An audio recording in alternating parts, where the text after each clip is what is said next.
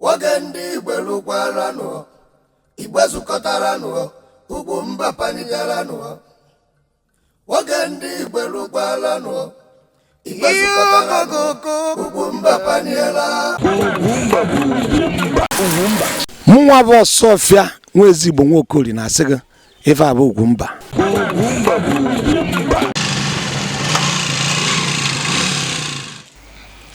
Nnọọ n'obi High Chief Akabueze bụ onye nọnara mmụọ ọtụtụ afọ gara aga. Onweburu nọ n'ụbọchị tata na oriakụ ya bụ Osodieriakụ Paulina Akabueze Akabueze esorokwana di ya wee nawa obodo ahụ debe. Ya mere nkwadobe a na-akwado ma ihe niile ma egwu niile ma ndị na-apụ n'abata ihe a niile bụ ka enwesi ya bụ oke nwaanyị na nke ọma. Ọ na-abụ oke ihe gbapụ oke mmadụ achọ ya ọsọ. Ya mere na ya bụ nwaanyị tara ahụhụ wee zuo ụmụaka ya zụtakwana ha mma ha nwenye nke ọ na-eri mgbe ọ dị ndụ. Ya bụ na ihe a bụ befitting life bụ nke ga-translate to befitting burial. Ya bụ sonyere UGWUMBA dịka anyị na-ewepụtara gị mmemme dị iche iche. Ihe a bụ ịmụ anya abalị. Ya bụ na mmemme nke tata bụ ịkwazigasị ụmụ ihe mana anyị ga-edomasị nke mgbede. Ndewonu.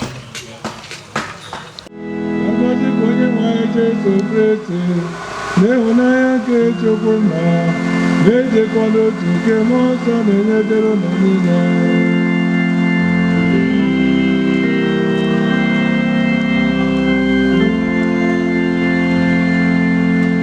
Ndị nke ịhụnanya anyị ji n'akwa parish anyị Celebratory the Great Parish gbakọm Ihiala. Opurobios igwe ejenga. Nke dị nwenu ka aṅụrị dị. Wee sị na n'ụlọ nke dị nwenu ka anyị ga-ebi ebe. Ibi n'ụlọ nke dị nwenu.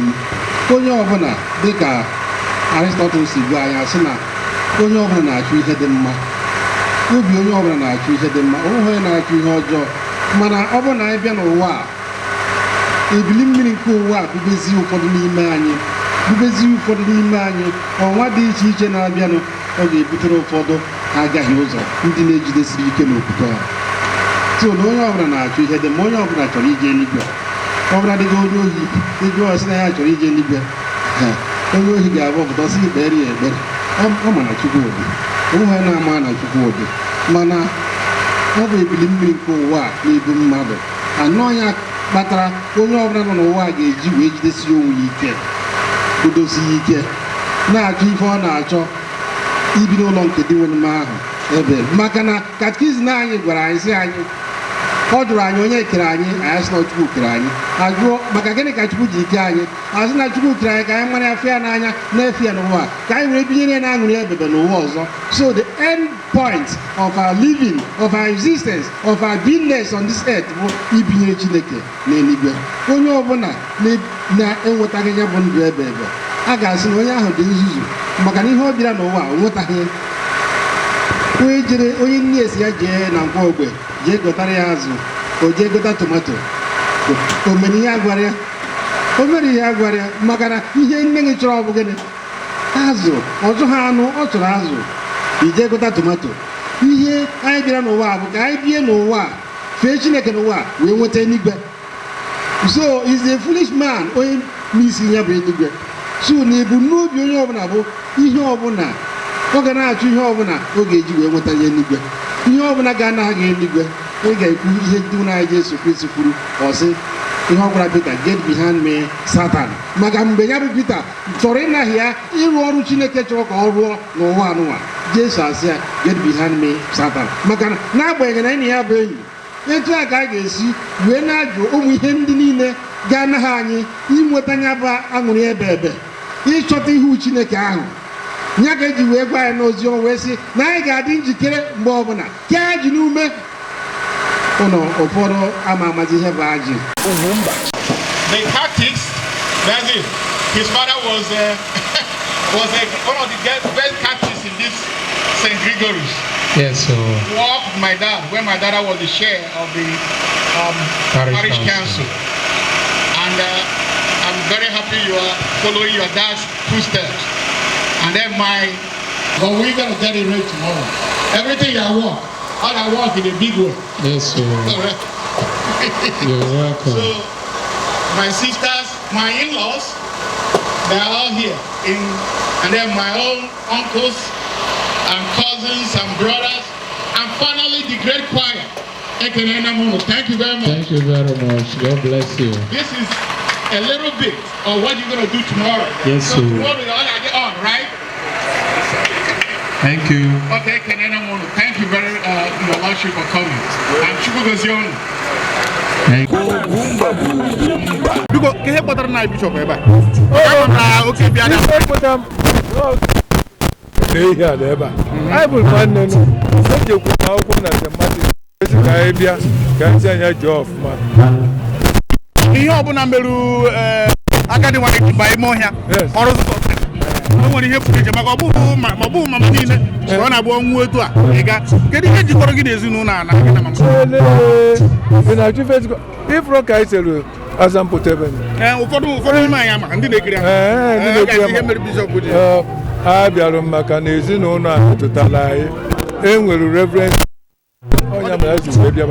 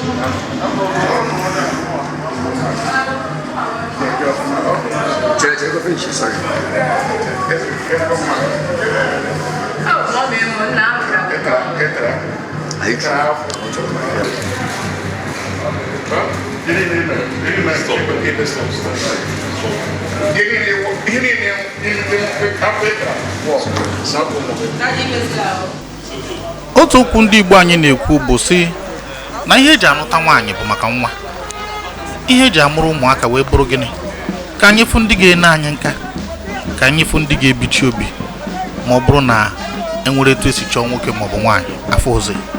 N'ụbọchị tata anyị na-aga ini Osodieriakụ Paulina Akabueze nke ụbahụ ekwem Ihiala. Ya bụ nwaanyị gbara 19 n'afọ abụọ tupu Chineke wee kpọọ ya oku. Nke a bụ nke a na-akpọ befitting burial. Mana biko tupu inye mmadụ befitting burial, enwekwara etu esi wee nye ihe mgbe ọ dị ndụ, enwere etu o si wee bie befitting life tupu o wee nwee befitting burial. Ka ị kpọrọ ndị a palms ka ọ nwụrụ anwụ na-enweghị ihe etu esi wee panye otu iko mmiri mgbe ọ dị ndụ. N'ụbọchị tata dịka unu na-esoro anyị na-aga ụbahụ ekwem bụ nke dị n'Ihiala, anyị na-edebanye anya na ndụ onye bụ nwaanyị Osodieriakụ afọ ekwuchara ihe niile, nke bụ na anya bụ nwaanyị bụ onye gbara 19 na afọ abụọ tupu ọ na bụ onye tara ahụhụ tabiga ahụhụ oke ebe ọ bụ na di ya nwụrụ n'oge wee zụọ ụmụaka niile, ụmụaka 9 zụpụta ha mmadụ, ha niile gachara akwụkwọ wee bụrụ mmadụ. N'otu aka ahụ ha wee tụgharịa wee nete nwaanyị mma, o wee gozie ha ngozi ikpeazụ tupu o wee na. Ọnya maka a na-akpọ befitting burial. Ụdị a ka UGWUMBA so aga, ọ bụghị nke aga ugboro. Ya mere dịka anyị na-aga, anyị na-erotara anyị na ọ bụghị mmadụ niile nwekwanụ ohere, ya bụ ohere nke ịnọ ndụ karịa 17, maka na akwụkwọ nsọ kwuru na ọ bụrụ ha na 17 na nke ọzọzi bụ mmezi ka a na-atinyere gị. Ya bụ na Chineke gọziri nwaanyị aka nne aka ekpe ihu na azụ, onye nkụzi, ara na-azụ ụmụ, n'agbanyeghị etu obodo dị, n'agbanyeghị n'obodo kpọdoro isi n'ala, ụmụ wee si ọnwụ si mba na a ga-abịanata, ma ndị nọ n'obodo oyibo na ndị nọ n'ebe dị iche iche n'obodo anyị bụ Naịjirịa, na a ga-abịanata wee tụnye gị n'ala wee sị gị nne jee nke ọma. Ya mere anyị ji sonyere ha sị Osodieriakụ jee nke ọma.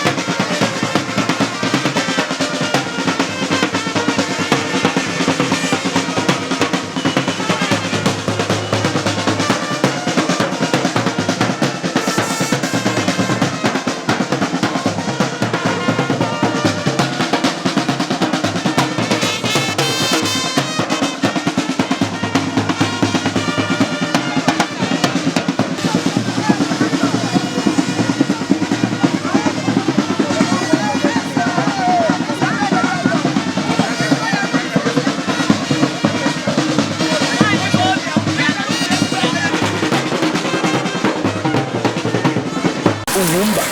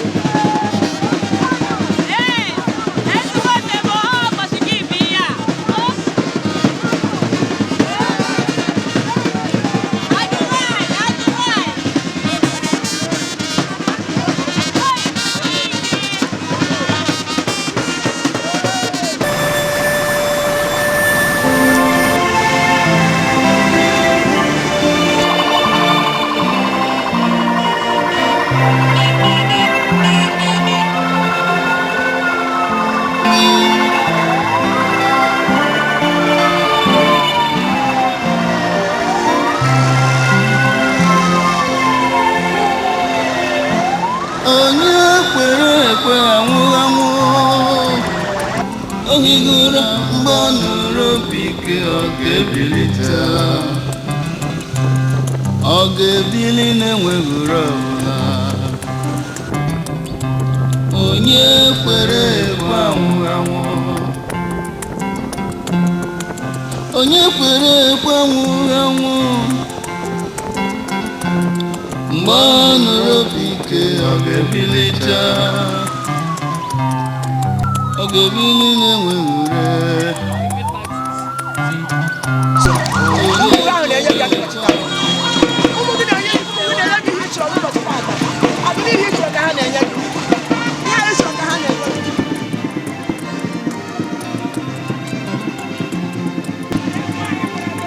Mogabiri nwa morere nwa ọbụla onye kwere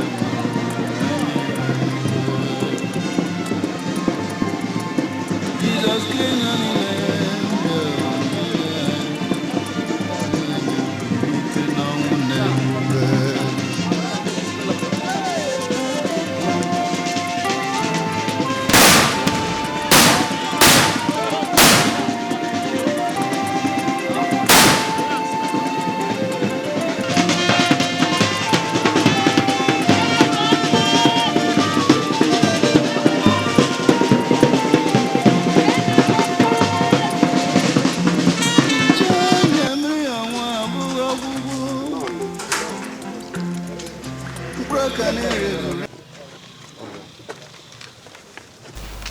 dịka ọ dị na akwamozu ụmụ nwanyị na Igbo, omenala Igbo kwupụtara na ọ bụrụ na nwanyị nwụọ na a ga-eburu ya gaa gosi ndị mụrụ ya, eduru ya na be nne ya ebuso ozu ebe ahụ, ndị ahụ enenekwa aka ọ bụkwa nwa ha kpọnyere bụ onye ga-anara wee mụta ọtụtụ ụmụ gbaa n'aka dị iche iche. Ha ga-enye ya ngozi ikpeazụ maka na mgbe ha kpọnyere ya bụ nwa ọ nnụ ka a nụrụ ya egoghị ego, ya bụ na aka ha ka dọkwana ya. Ya bụ na Osodieriakụ gara na be nne ya ebe esi wee nụta ya, ebe a nọkwa wee kpere ekpere wee sie nne jee nke ọma. A nọsi ebe a ga-agazi na be di ya bụ ebe a ga-anọdonye n'ala.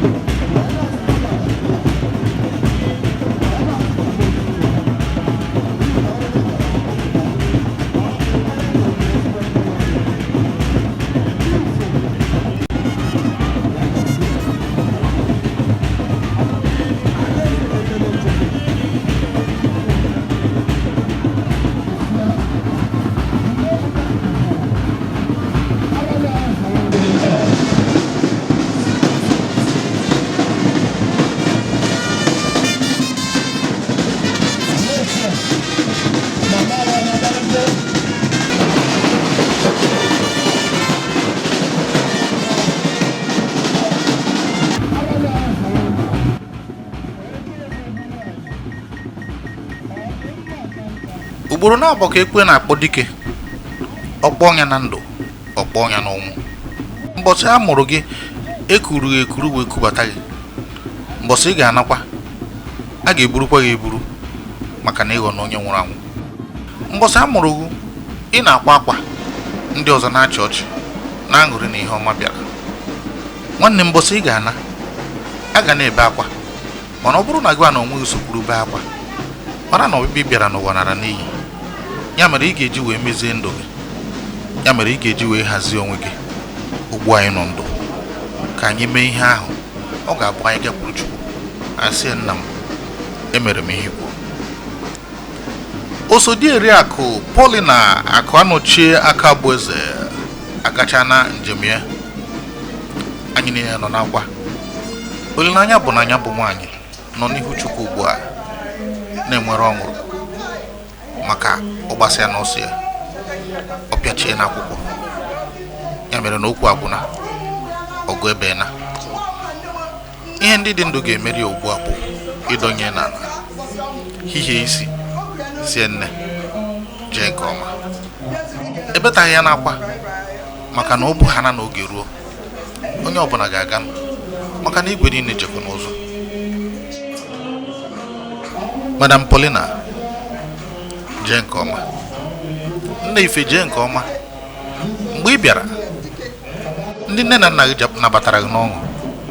Ugbu a ị na-akpọna ụmụaka gị ji akwa na-asị gị ka emesịa gaa nke ọma. N'agbanyeghị na ị dịrị ndụ dokarịa ihe ọtụtụ ndị mmadụ na-adị n'ụbọchị tata 19 n'afọ na-abụ, mana anya mmiri ekweghị anyị na-ejigide onwe anyị wee na-asị gị osodi Eriakụ ịgbara mbọ ịgbọrọ ihe ewu na-eri. Nne jee nke ọma o mama jee nke ọma ka Chukwu nara mkpụrụ obi gị na ndokwa. Amen.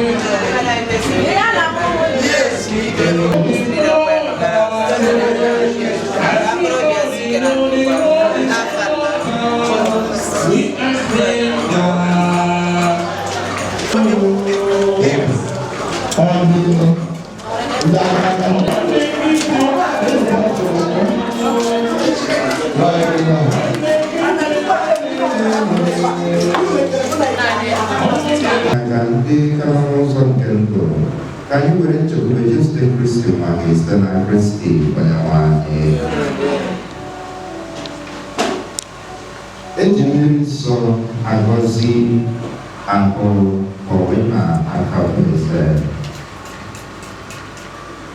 Maybe so can I just my ambition to hold this sort of banner. I need a mission just so this is not me to wait on your way. Yeah, we need for that I just to go. Yeah, they can Christmas really get to think you're not the example can you get silly before? Although I Christmas for no to no ye come here. I know you got it for one no to no ye come can you get it? But your man are proving money for you calling her. Me wanna hear better. I will know me is slightly cake and we go around. Come here, not only like Olga Faye and baby, Mr. Christie on your money.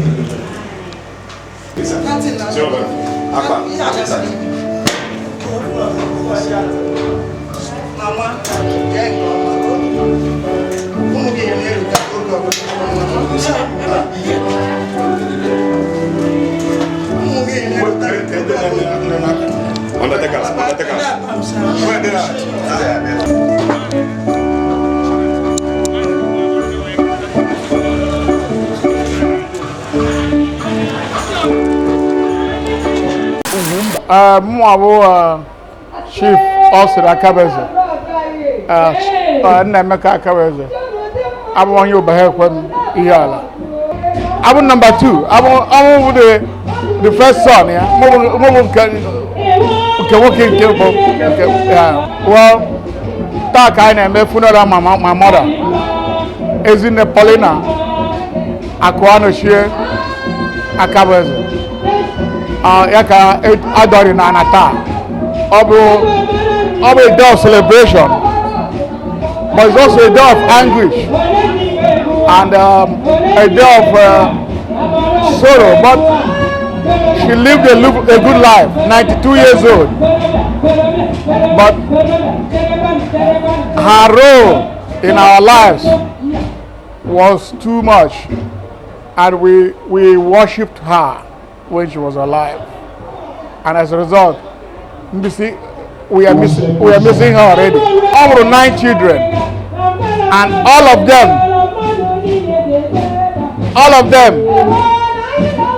at last,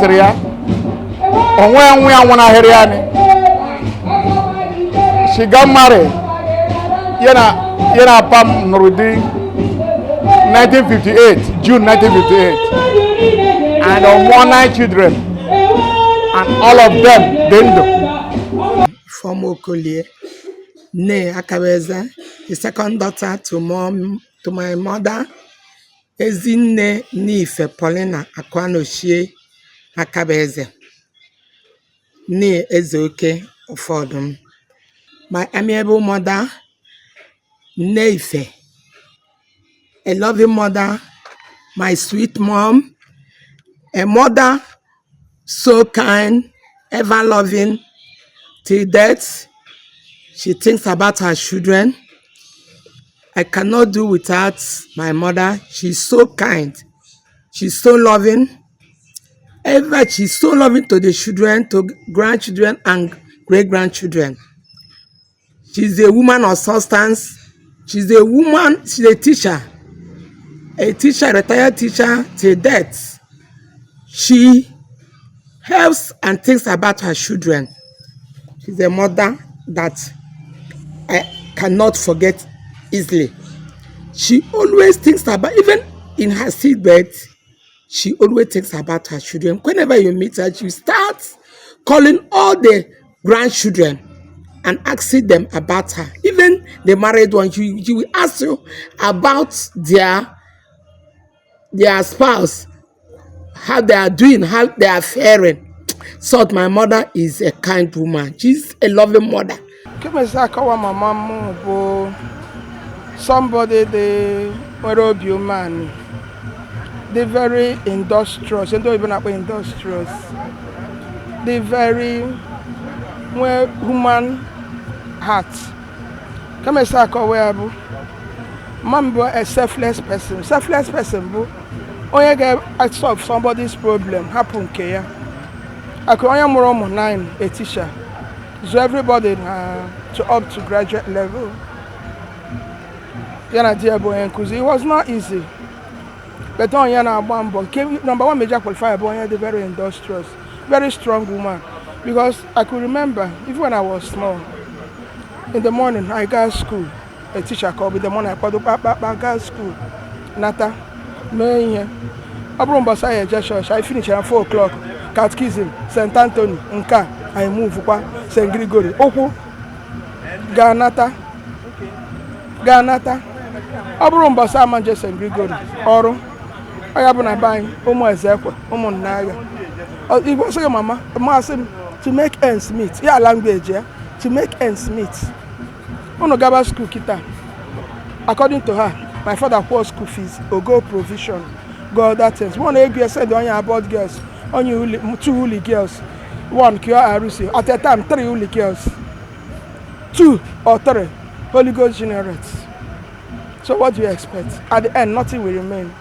So it's not those things that she uses to sustain her, and she will do it with happiness.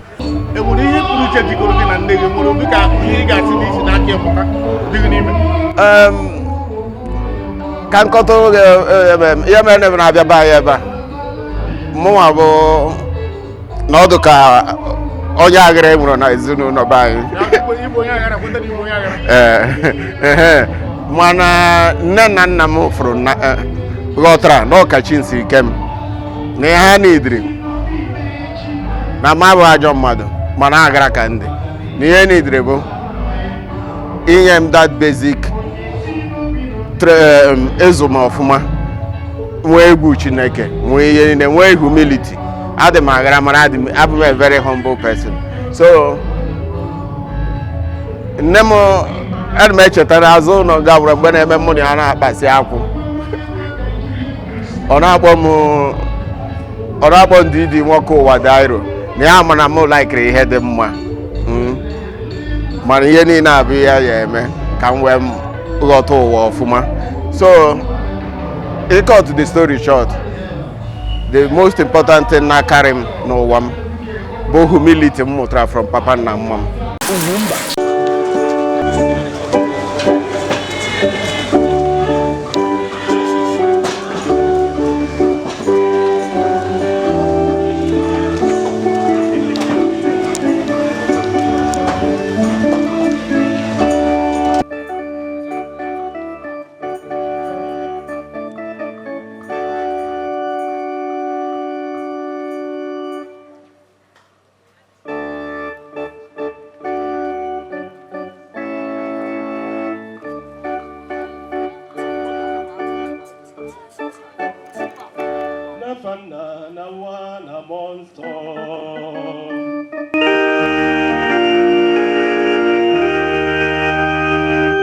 Kangozi konye wanyi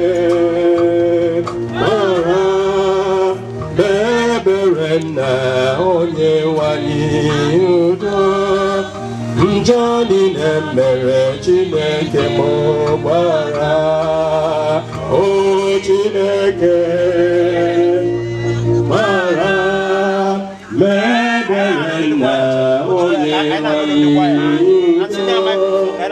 njọ niile mere Chineke mụgbara ka Chineke ji ike niile mere anyị ebere. O Chineke, gị ka ọ dịrị igosi ebere na mgbaghara nke njọ. Anyị ji obi umeala rịọ maka nwa odibo gị a, ahapụkwala ya n'aka nke onye iro, echefukwala ya ebe ma tie iwu ka ndị mmụọ ozi gị nara ya, dubata ya n'ụlọ nke anyị ahụ dị na Paradise, ebe ọ tụkwasịrị nchekwube ya na gị. Ekwekwala ka ọ mata ofo nke ọkụ mmụọ, ma kpọbata ya na aṅụrị nke ahụ dị ebebe n'eluigwe site na dị nwe n'anyị Yesu Kristi nwa gị, onye gị na ya dị ndụ n'aha chi n'ịdịkọ n'otu nke mmụọ nsọ, otu Chukwu site n'ụwa tụwa niile. Ọ bụ kwuru sị, ọ gara adị m ụtọ n'obi ma ọ bụrụ na a ga-edekọ ahụhụ m niile n'ime akwụkwọ. N'ụlọ nke dị nwayọọ ka m ga-ebi, ebe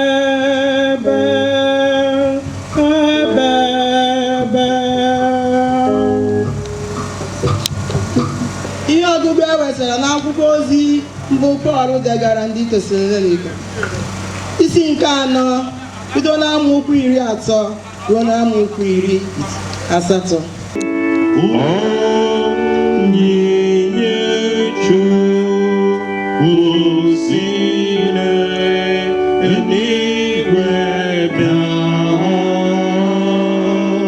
Chukwu mmụọ nsọ, onye kere ndụ niile, bịa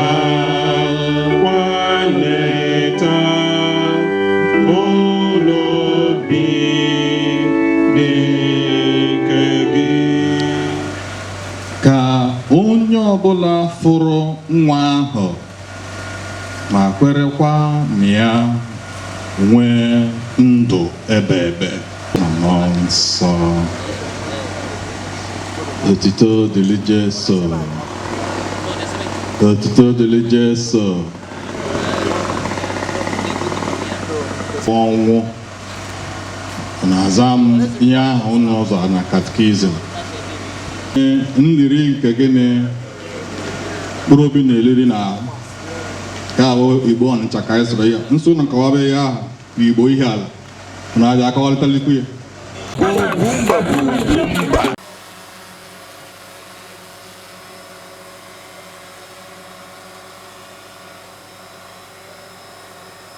Onye nwe anyị, ebe ọ masịrị gị ịkpọrọkwa nwanne anyị Paulina Akabueze, anyị na-ada onye ahụ ya n'ala ka ọ laghachi n'ebe nke o si pụta.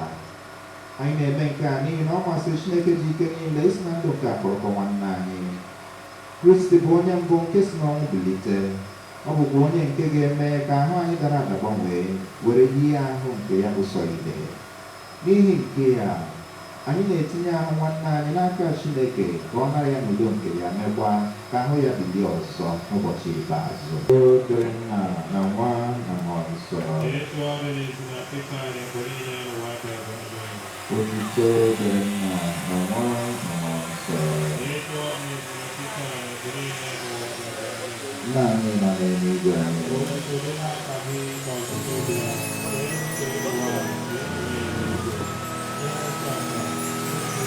Unu ndị nsọ bi n'igwe, ewo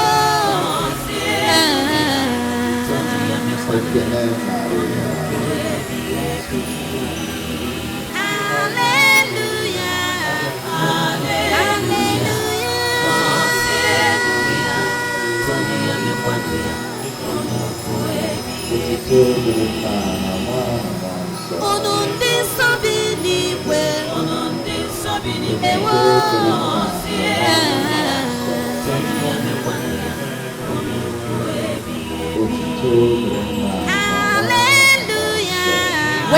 unto the Lord, everybody now. Let's praise him. He's worthy of our praise. Thank you, Jesus. Jesus, you're worthy of our praise.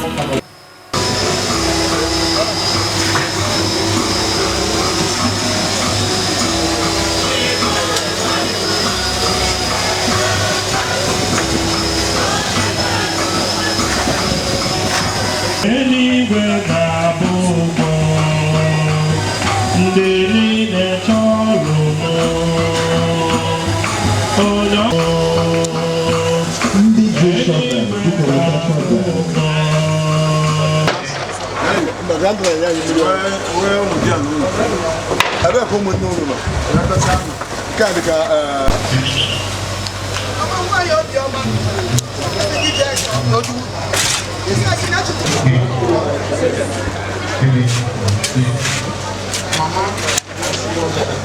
She was come to call her family and friends.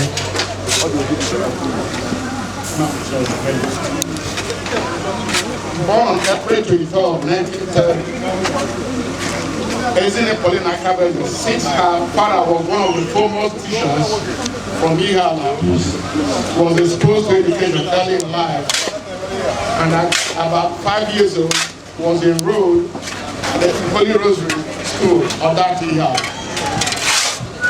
She subsequently attended the Loretta Teachers Training College, from where she obtained her teacher's certificate diploma.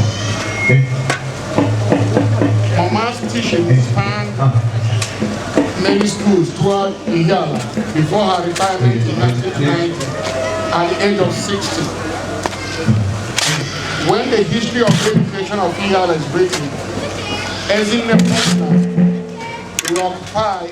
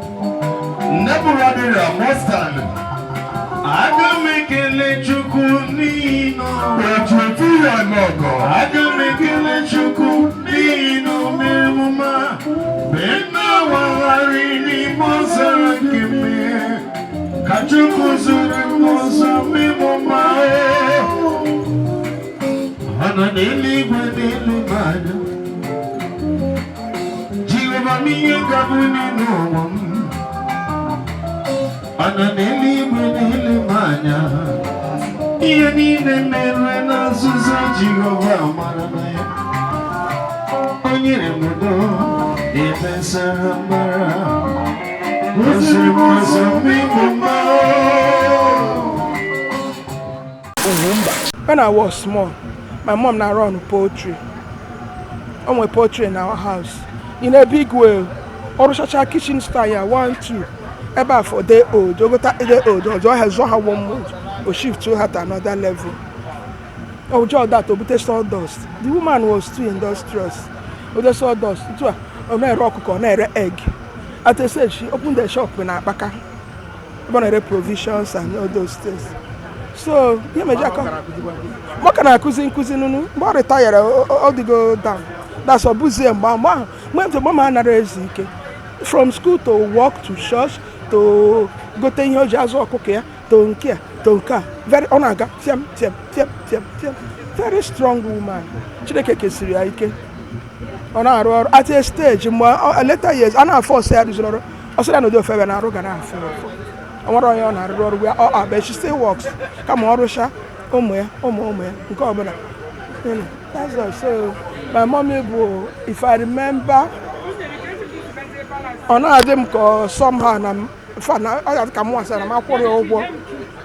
on my own, you're supposed to marry as my mother, compared to the life, the way, the sacrifice she made for the children and the family.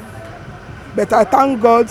God blessed her with her old age, blessed her children. She saw her children succeeding, prospering, and she was very happy. She was a very prayerful woman. To prayer. Separate. Even at old age, she stayed with me 5 years in Lagos, 2010 to 2015 December. 5 years plus, she stayed with me. And she can't pray with her covering her head. That faith somewhere, as is in a convent. Our was a celebration plate. Is your mommy? I don't know more. Matara Odora. Get better on it. Oh, my. Pray, commit everybody. Oh, everybody. So I'm so happy. I was crying that I missed her. That I'm happy for the life she lived, lives. And that God blessed her. She's a blessed woman. She has 9 children, and all of them are alive celebrating her. So that one alone is worth celebrating. Mana eyomiro na abamba ebe anyị na-ebe akwa leta ọzọ anyị mechie ọnụ anyị take ya up as a challenge and ọgaghị anyị o sikwara ike o ihe emekwu ya ihe ejekwa ime ihe nonsense o mesie gị ike ọ na-emere gị ihe niile mana ihe eme ezigbo omume onye ka nji baa ya afa autocracy onye na-akpụ ya zobe ọkpọ ya ọ na-akpọ Austin naked ọsị na nna eme ka ndị ya mụrụ m ọfụọ na ma a na-enye nsogbu mụnwa aba ya autocracy ihe nji baa ya autocracy bụ na ihe ọbụla o kwuru is final. You were a choice. Today, the 20th of January 2024, will ever remain evergreen in my memory because my mother, Nneife Paulina Akabueze, is laid to rest. She's committed to the motherhood today. My mother was a very sharp, a precious woman, a kind woman. My mother was all I could ask for in a mother. I want you to go to me.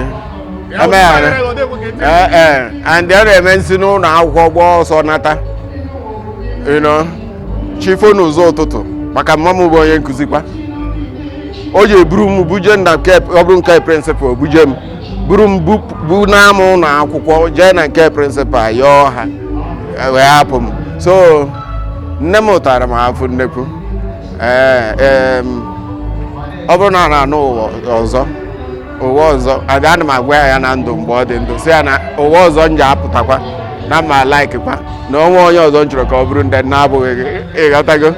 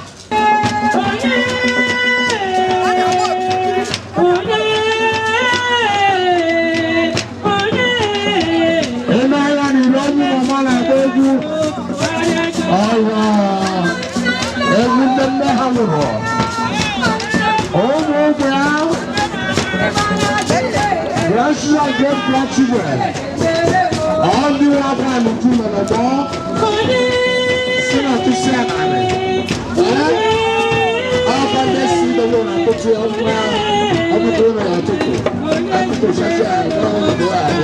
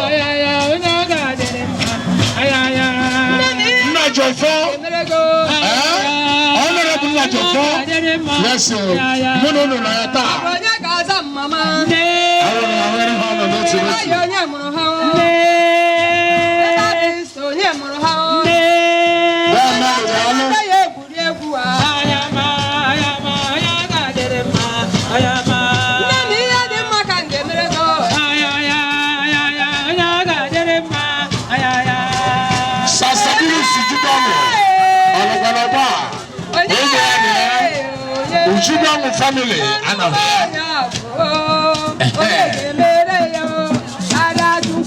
Nneife family, that's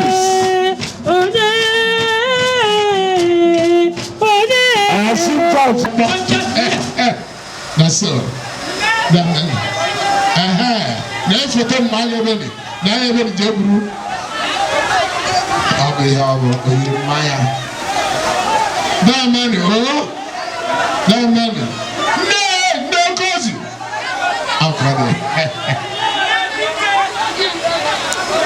Yes, you. Emanuela, announce.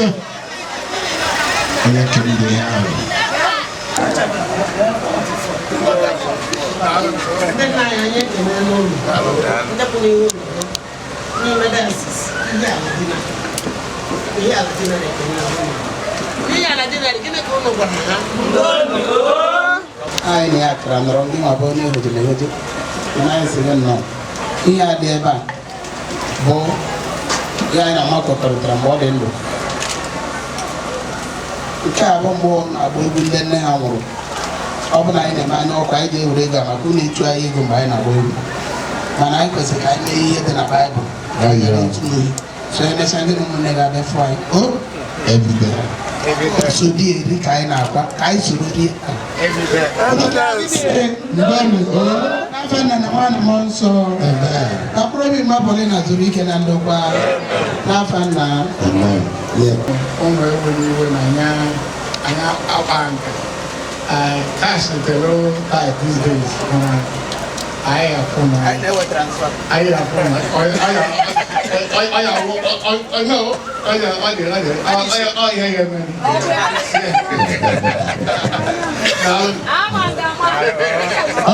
I wear me and wasting my time. They have not been with that over 9 years.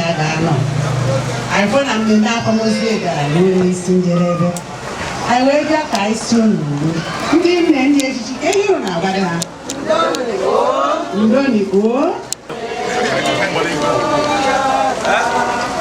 all right.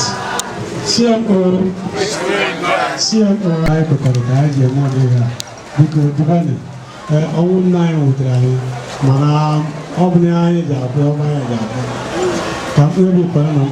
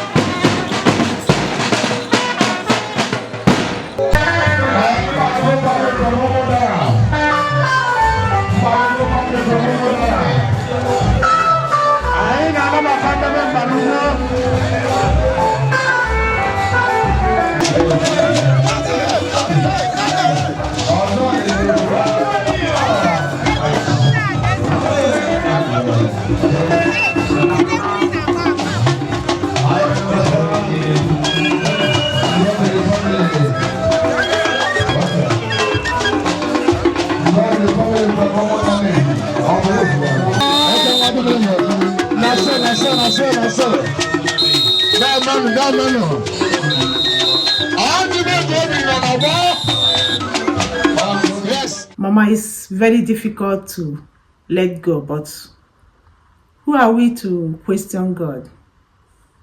I remember those days, the short period I spent with you. Before I left US, I used to visit you in the village almost every weekend to spend some time with you. It was such a lovely moment of my life. You are a lovely woman, very lovely, fun. I used to call you Mama Pom Pom from your name, Mama Paulina, and you call me Atusiaka. But just like I say, Jane Koma, rest in peace. Oga Oyadia. Agwa na Hadia. Me na one name worker. No United Kingdom. I dey talk abroad America, one na UK. I buy plane the next day. Nata. Kai no ogya. Because I'm on the 92 man in IGBOMOVIES. I walk. I did open go ya I forget and offer and only 3 years from I'm enjoy carry on 9. I go there motor many times. Only 3 years. The only thing over there, visit in America. I need a pause or pepper. Mobile, agro,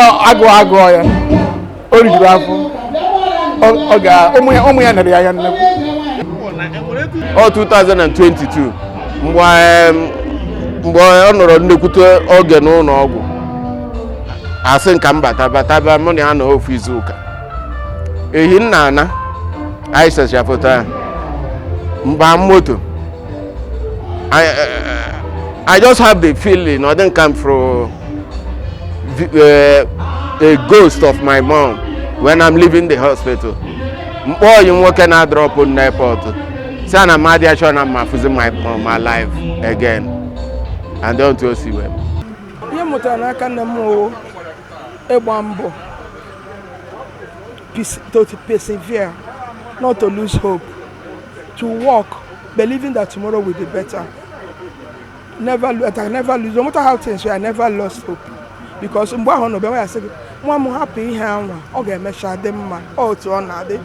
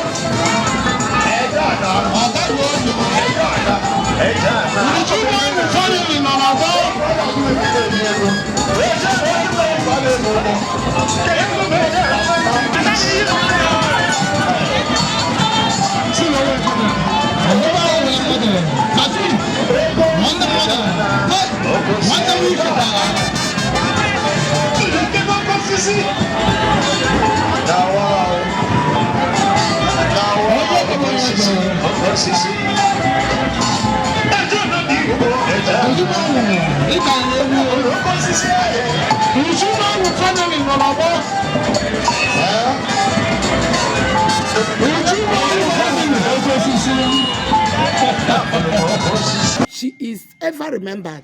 That is why the children gave her an honor, honorable burial, which is the talk of the town. She's my mother. She's so caring.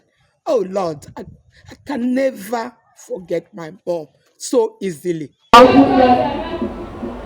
can tell you, Africa, you guys know my can no guy neighbor. All the families, None would do. I promise you with your children. Your name will continue to grow and be respected in Ihiala and the world.